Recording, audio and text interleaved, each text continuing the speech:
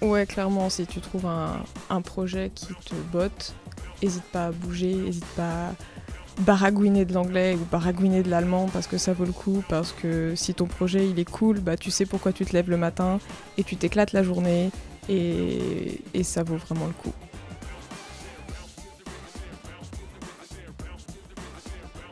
Moi, c'est Sixine Bayo, j'ai fait un bachelor animation et je suis diplômée en 2022. Et depuis, je travaille en studio à Lyon. J'ai commencé chez eux en tant que stagiaire, du coup j'étais en 3e année. En 2e année, j'ai réalisé Le Chastronaute, c'était du coup mon film. À partir de mars, on était en full production sur les courts-métrages. Donc on était tous sur une personne, un court-métrage. Les contraintes que je m'étais fixées, c'était d'avoir des chara-design et des décors assez simples pour pouvoir me focus sur l'animation. Le meilleur moment que j'ai vécu à l'école, je pense que c'était quand on a terminé le compositing pour Station Agora. On était très à l'aise niveau temps, il restait bien 30 minutes avant la présentation qu'on a exporté le truc et là on a eu tous les 6 mois de travail qui se sont évaporés et on était trop contents d'avoir terminé.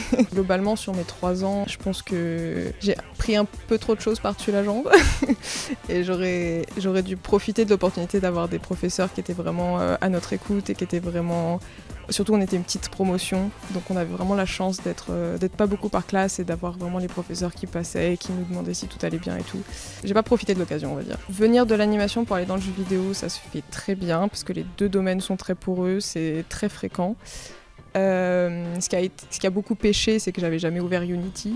Donc ça c'est Unity et Unreal, les moteurs, enfin les éditeurs de jeux, c'est vraiment des gros bestiaux et c'est quelque chose qui a été vraiment très compliqué au début. Alors qu'est-ce qui m'a surpris dans le monde du travail? Alors déjà il faut savoir que moi j'étais principalement dans un petit studio, donc ça va pas être la même chose que dans les grands studios genre Ubisoft, tout ça. Nous au maximum on a été une équipe de 8.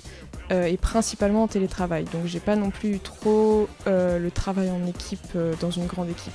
Au-delà de me surprendre, qui m'a pris à défaut peut-être, parce qu'au début j'avais pas les habitudes de faire des allers-retours, de montrer, ça c'est mon croquis, et à chaque fois de faire des check-up avec mon directeur artistique. Du coup ça m'a fait perdre des heures de travail, clairement. Alors si je devais donner un conseil à mon moi de première année, ce serait de t'accrocher avec Blender et de faire ce qu'on te demande.